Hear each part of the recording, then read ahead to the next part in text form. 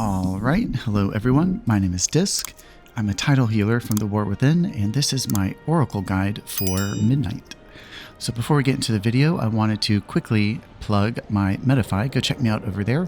This is going to be the best way to support the future growth of the channel. There are memberships open. You can also book one-on-one private lessons. It is a great way to level up your gameplay, and we can pretty much cover whatever you'd like. So I do have a sister video to this I will be posting covering Voidweaver, and I actually did that video first. So hopefully this Oracle video can be better, smoother, maybe more concise. Who knows? We'll see. But in this video, we're going to cover three main things. That's going to be structured the same as the Voidweaver video. We're going to open with some macros I'm using to improve my gameplay and maximize my output. Then we're going to go into a section about like keeping a clean UI and add-ons. And then the final section is going to be probably the most important section, covering spells. We're going to cover good practice for dot management, good practice for using our penance, talents, spell synergy, rotational things, and stuff like that. But this gameplay is quite a bit different than Voidweaver. I would encourage any disc player to play both. I think they're fun. I think you'll be a better gamer because of it. But unlike Voidweaver, where you're encouraged to attack enemies, Oracle is heavily focused around defensive healing in your party frames. So we still have atonement healing in our back pocket. It's still a nice chunk of our output, so we do need to focus on that, as well, some. But a lot of our output comes from these void shields and our apex talents, and we're going to cover all of that. So this is much more of a defensive playstyle. I don't think it's quite as fun, but I think there are ways you can min-max it to kind of bring some difficulty and fun back into the gameplay. And it is the preferred playstyle for many going into Midnight, simply due to how well it synergizes with our apex talents and other talents. So without further ado, let's go ahead and clip over to the macros. All right, so this first macro here, I think is going to be the most complicated of them, but I wanted to start here because of how important it is. And it has to do with min-maxing our Radiance and Evangelism. And I wanted to highlight this here because I've watched a lot of other disc priests play, and I think they're playing it wrong. So this is just my philosophy behind it, and this is my solution that I found to help me min-max this most simply and most reliably. So Evangelism and Radiance are spells we can direct at anyone. You don't want to always just fire this at player. That's not going to coat the whole group. That is the point of these spells. Anytime you cast one, you want the entire group atoned. So I would say if you're playing these spells at player, that's the second best option. If you're casting it at tank, that's going to be the best option. And we have a solution for that we're going to cover. But first here, I wanted to throw up just like a little diagram or whatever. These are my ideas with casting at player. So you'll notice here, assume this green circle is your max range, 40 yards. So everyone, including the tank, is going to be atoned with your Radiance at player. But we have that one outlier on the other side of the tank. This is a scenario we find often. So if you're only ever firing at player, you're not going to be coating the full group with atonements on every spell cast. Now, contrast to this, if you fire your Radiance and Evangelism at tank, essentially what you're doing is you're turning a 40-yard range heal, you're doubling that range to 80 yards, and you get a lot more coverage. So this is going to be a very reliable, much more consistent way to atone your group. But not to say, I manually direct these spells maybe once or twice a key rather than relying on this macro. But here we are. Here's this macro I use, and bear with me, the setup might sound complicated, but once you get over that hump and practice, it couldn't be any easier, and it does a lot to help your gameplay. So what we're trying to do here is we don't want the labor of having to mouse over our tank every single time we cast these spells. It is much better if Radiance and Evangelism can be just a button you press and have it go into your tank. And then, so you could manually make a macro at the start of every key, plugging in your tank's name, but that's also a little bit of a laborious task. What you can do here is you can use a run command macro to do it all for you. So the setup here, kind of some housekeeping. So Radiance and Evangelism, I see them as the same spell. One's just modified. So you can use a macro like this to manage both of these spells with the same keybind, and you just add a modifier to switch it to Evangelism. So the approach here is we're going to have one macro that is blank, This is going to take your keybind. This goes on your action bars. This is the keybind for your actual spellcast. You name it tank healing. And then you have a second macro. This is a run command.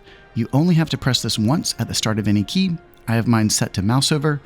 All you do is mouse over your tank, hit the run command, and it's going to auto-fill in your spellcasting macro with your tank's name, even if it has special characters. So then now what this has done, we have no more mousing over for our Radiance and Evangelism. They're always going to fire at the tank. This becomes a button you can just press in your rotation without having to worry about the mousing over, and it's going to much more reliably atone the full party, which is what you want. And then here is my @player shield macro. Great idea to have a separate keybind for this. A lot of times with our Wheel and Woe stacks and void shields, we just want to drop them. And as the healer, taking that shield and being more defensive is not a bad idea. Moreover, we have a talent that makes all personal shields hit harder. So @player shield. And then now for focus targeting, I have a macro to set my focus on mouseover, and I have a separate macro to return my target to my focus. And we are going to get more into this as we get into the section about spells, but every class, every role, every spec, I believe in WoW has a best way to utilize focus targeting, and it's not a bad idea to start getting in practice of it. It is a great function to have in WoW. It's going to help you manage 2 targets at once, essentially. And as Oracle, the best thing we can do with focus targeting is use it to help us with our dot spread. So managing our Searing Light, managing our Shadow Word Pain. So I do use focus targeting much more as Voidweaver, but it still has a place in my rotation as Oracle, and this is a pretty simple approach to using it. And then these last 2 macros here, this first one has a little bit of built-in loss, so buyer beware, but it is a macro I've used forever. I think it's fine, but it's anytime I cast PI, I'm also casting my combat potion.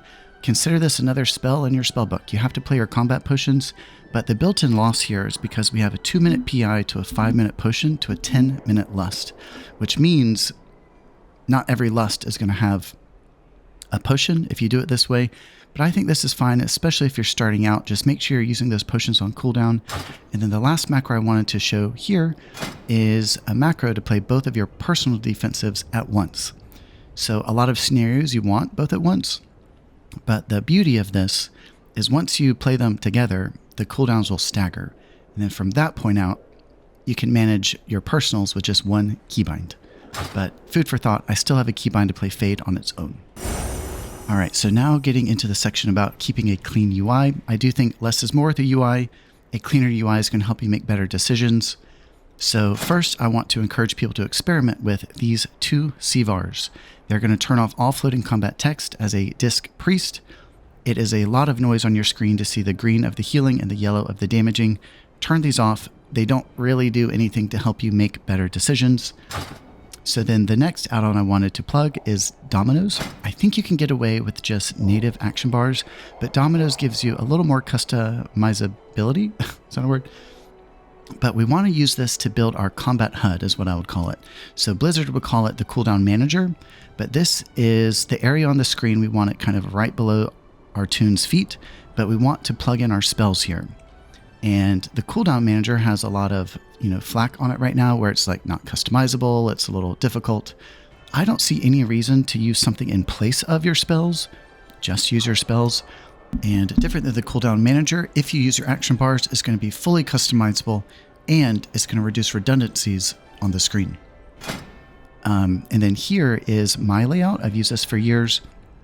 If you're new to Disc, this might be a good place for you to start out, or maybe start here and tweak it to your liking. But you can fully customize the layout here, and the intention behind building your combat HUD is design it in a way that helps you play your spells more optimally. All right, and then so for a little bit of a lightning round, I use Liatrix Plus. This helps me remove the red error text from the screen. And the problem with this is it overlaps your nameplates. That is an area of the screen you don't want any competition. And then I use Click for all my defensive casting. This is great. We're a Disc Priest.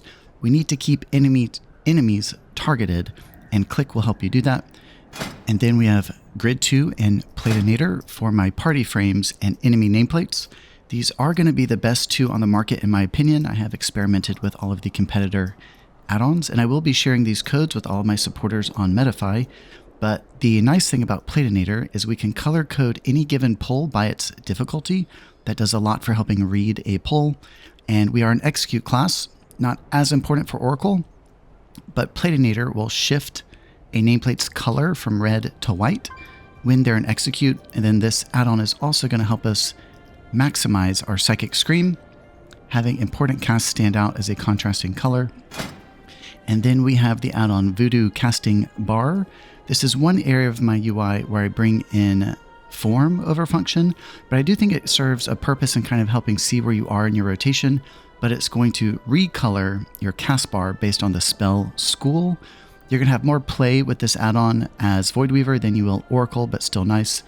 And then the last add-on I want to mention, this is more of a placeholder for the moment, but is Bigwigs and Littlewigs.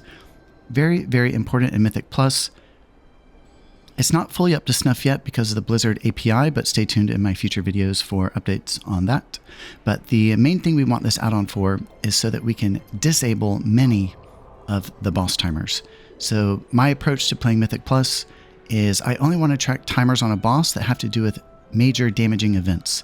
Beyond that, I kind of just feel the cadence of a fight, and Bigwigs is going to let you turn off many of those boss timers. All right, so now let's talk some about spells. This is going to be more theoretical. If you want to see practical examples and walkthroughs of how to play our spells best, check out any of my other videos. But in this section, we're going to start with dot management. We're going to talk about best practices for using our penance. Then we're going to go into our Apex talents, talent synergies, general talents, and a focus here is going to be how to preserve our mana. So as Oracle, mana is a big problem compared to Voidweaver, which doesn't really use mana. So we have a lot of talent synergies here that we need to be aware of and use them consciously to preserve our mana. So first, I wanted to talk about dot spread. This is a mini game for us. We are a dot class. It is important to have dots out, and we can use penance to our advantage. So we have this talent, Revel in Darkness. Spreads are dot by +2 anytime you cast a penance on someone holding a dot. So at the start of a trash pull, for example, I'm going to try and use my penance offensively just to assist with the dot spread. And then we also have the dot Searing Light. And this is where I would encourage you to practice your focus targeting. It is going to do a lot to help you maximize this dot. So the nice thing about Searing Light is they themselves return as atonement healing.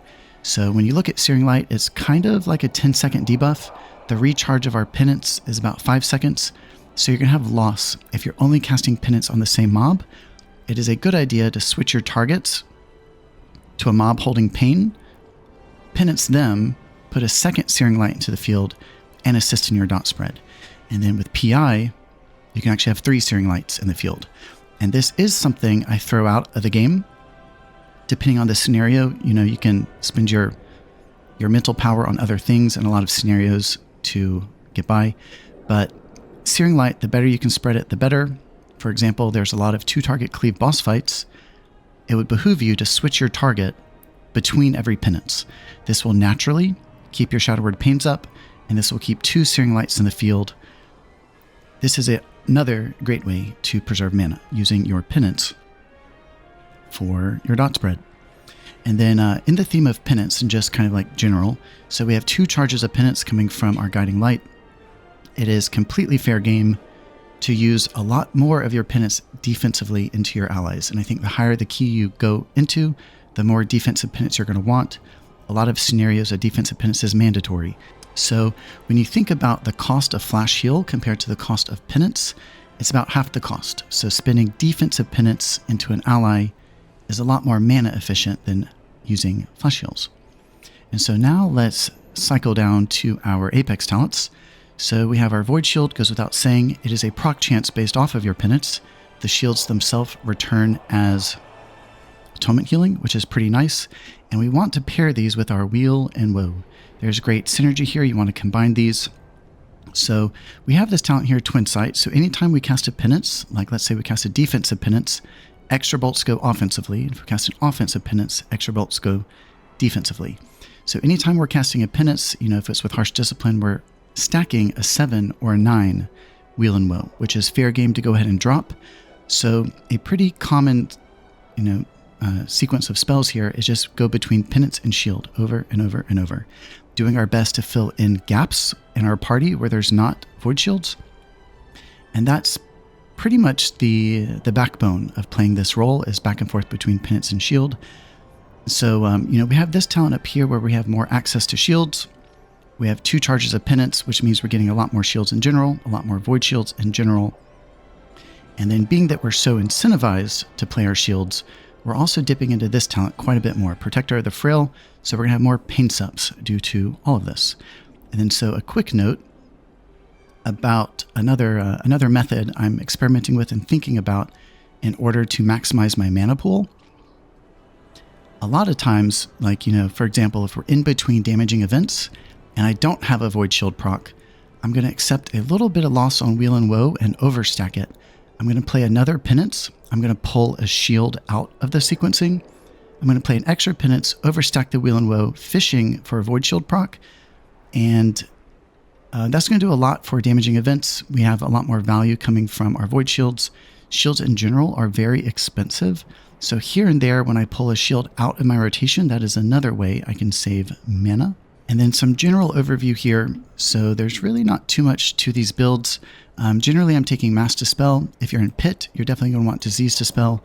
These are utility points, which I do think will come into play later. I don't really know where we're using those yet. And then down to Benevolence, definitely want to play this for Oracle. Focus Power is more for Voidweaver. And then over on the Discipline side, let's see, we have Enduring Luminescence, definitely going to want to take that. Here are 2 other ways we can save mana, so Shield Discipline and Painful Punishment. It is a great quality of life talent. It kind of keeps you from ever having to recast your dot, so that's great. Then we have Ultimate Penitence. This is going to be great for Season 1, and it pairs beautifully with Searing Light. All of those penance bolts leave behind a dot, so that's really nice on trash pulls. And then a quick honorable mention when it comes to our Mind Blast. So Mind Blast for Oracle is pretty much just a currency to buy your buffed penance. So this is something you're going to want to pair with your Harsh Discipline, so you get extra bolts here. You're going to have all of those bolts hit with a shadowy version, increasing their strength. And then, so yeah, we're much more left heavy compared to Voidweaver, which is right heavy. These are all the talent points we're going to want to buff Oracle.